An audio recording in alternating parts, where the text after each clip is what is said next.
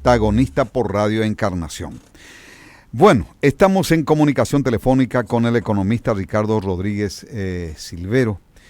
Queremos saber cuál es su opinión con relación a cómo estamos cerrando este año 2013 económicamente hablando y qué es lo que le espera a nuestro país, así como están las cosas para el próximo año 2014.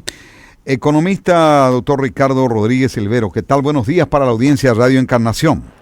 Buen día, Bernardino Monjes, a ti, a tus colegas y a la audiencia de la capital de Itapúa. Bueno, de vez en cuando suele venir por Encarnación, ¿no? Sí, suelo estar allí con frecuencia, generalmente son universidades o cooperativas las que me llevan. Últimamente me llevó la entidad binacional de Accidentada para hablar del impuesto a la renta personal que tienen que pagar sus funcionarios. Perfectamente, bueno. Queremos saber su opinión con relación a cómo está cerrando, digamos, Paraguay este año 2013 y qué nos espera para el próximo año 2014. Con mucho gusto. La evaluación es la siguiente. Vamos a analizar la cuestión económica primero, después la cuestión social y finalmente la cuestión medioambiental. Eso no quiere decir que la cuestión medioambiental sea menos importante, solamente que hay que empezar por alguna parte. Sí. Y empezamos por la parte económica porque ahí es donde tenemos más datos, más informaciones fidedignas, y lo que podemos decir es que en términos de variables económicas fundamentales, el país está de parabienes. Ajá. Las variables económicas fundamentales son el crecimiento del producto, la inflación, el tipo de cambio, las reservas monetarias internacionales, el crédito y cosas así, que son, digamos, variables de todo el país, por eso se las llama variables macroeconómicas. El crecimiento del producto este año va a estar por encima del 13%, parece que vamos a superar el récord del año 2010, que ya habíamos trepado al 13 y pico por ciento. Ya. Sí, sí. Bueno, y este año parece que vamos a estar por encima. Esa es una noticia importante. Enseguida vamos a decir que eso es necesario pero no suficiente, pero hay que destacar lo bueno, ¿verdad? Y aparte de eso, la inflación para este año está pronosticada solamente en el 4,5, 4,8% más o menos, es decir, por debajo de la meta fijada por el Banco Central, que es el 5% al año. Sí. Y para el año que viene se estiman el producto y la inflación en torno a 4,5 al 5%. Se estaría manteniendo el próximo año casi en el mismo rango, digamos. Casi en el mismo rango. Bueno, y en materia de tipo de cambio, a pesar de la volatilidad, es decir, de las fuertes fluctuaciones en la región y en el mundo, Paraguay sigue teniendo una moneda bastante confiable. Es cierto que de repente va aumentando en su valor nominal también, pero eso no se puede evitar porque si eso ocurre con el real brasileño y el peso argentino, que son las monedas dominantes aquí en la región, y si eso ocurre también con el dólar, que es la moneda dominante en el mundo, no se puede esperar que Guaraní actúe de otra forma, ¿verdad? ¿Qué opina, doctor, con relación a la opinión justamente de algunas personas, economistas inclusive, que dicen que el guaraní habría que devaluar?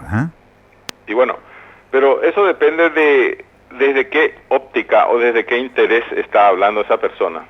Porque ningún tipo de cambio le hace bien a todo el mundo. Siempre un tipo de cambio determinado favorece a algunos sectores y perjudica a otros, ¿verdad? Eso es siempre así. Sí. Y por eso es que conviene que se respeten los criterios técnicos a la hora de la determinación del tipo de cambio. Y yo creo que eso está haciendo correctamente el Banco Central. De lo contrario, caeríamos nosotros algo así como en un desorden cambiario, si es que cada sector pide lo que quiere y el Banco Central pretende dar el gusto a todos los sectores, eso no va a poder ser. O sea que según su opinión, ¿no se tendría que devaluar el guaraní? Vamos a ver, lo que diría yo es que hay que ir flexibilizando el tipo de cambio de acuerdo con los factores que determinan las divisas en el exterior y el guaraní aquí localmente.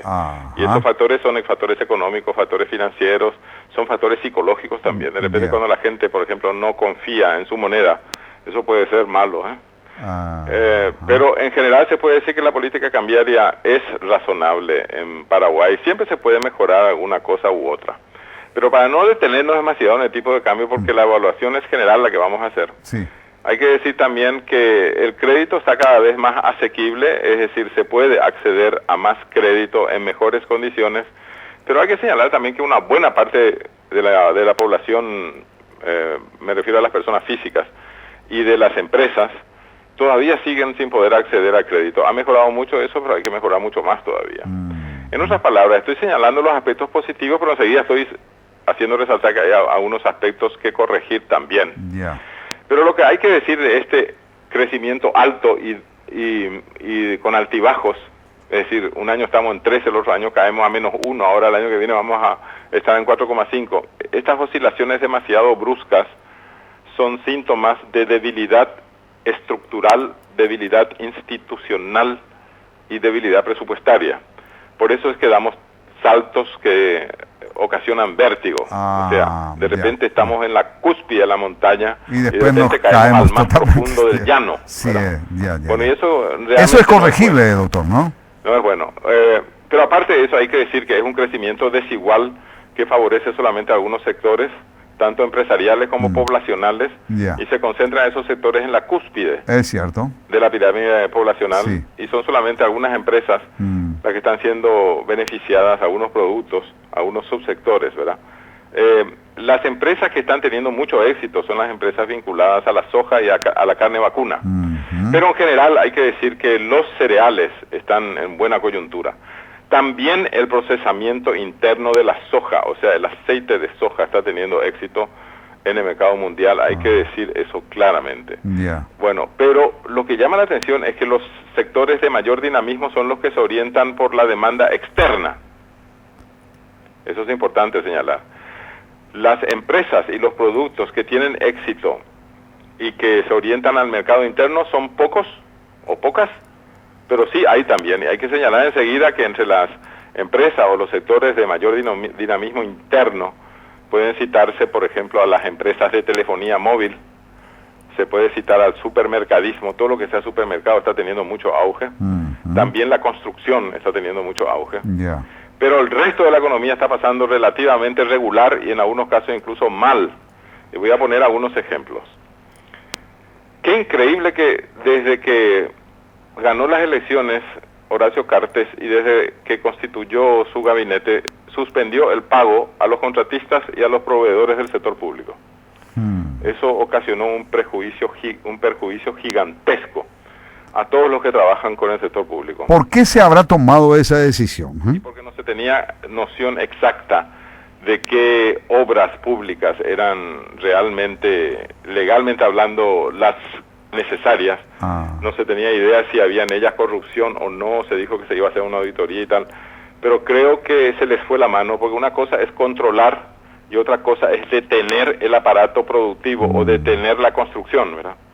Y lo que ha pasado es que se detuvieron obras de construcción, obras que son fundamentales para las que ya tenían presupuesto asegurado, se detuvo el pago a un montón de proveedores, al punto de que ese sector importantísimo, que se llama contratistas y proveedores del Estado, cayó en dificultades existenciales porque había moras de más de 6 meses. Y dejó de mover la economía del país. Eso contrajo la demanda interna, cayó el consumo.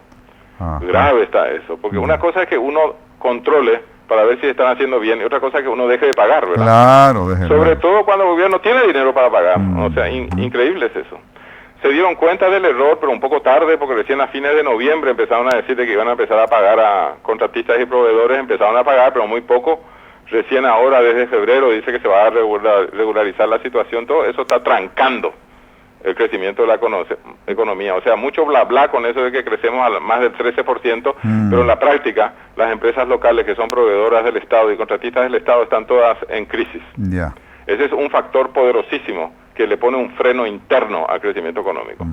Otro factor poderosísimo, pero que escapa a la acción del gobierno, es la devaluación masiva del peso argentino, que ocasiona que el peso argentino de la calle, o el blue, como dicen ellos, tiene un valor algo así como el doble del tipo de cambio oficial, lo que significa que la devaluación está en más del 100%, lo que en la práctica implica que los consumidores paraguayos de productos argentinos están de parabienes porque bajan los precios de todos los productos argentinos. Sí, así es. Por un lado, se reduce la inflación interna al caer los precios, y como generalmente son alimentos, bebidas y todas esas cosas que forman parte de la canasta familiar, la canasta familiar se vio beneficiada con la crisis cambiaria argentina porque se produjo un desplazamiento gigantesco de la demanda paraguaya por productos argentinos en una forma literalmente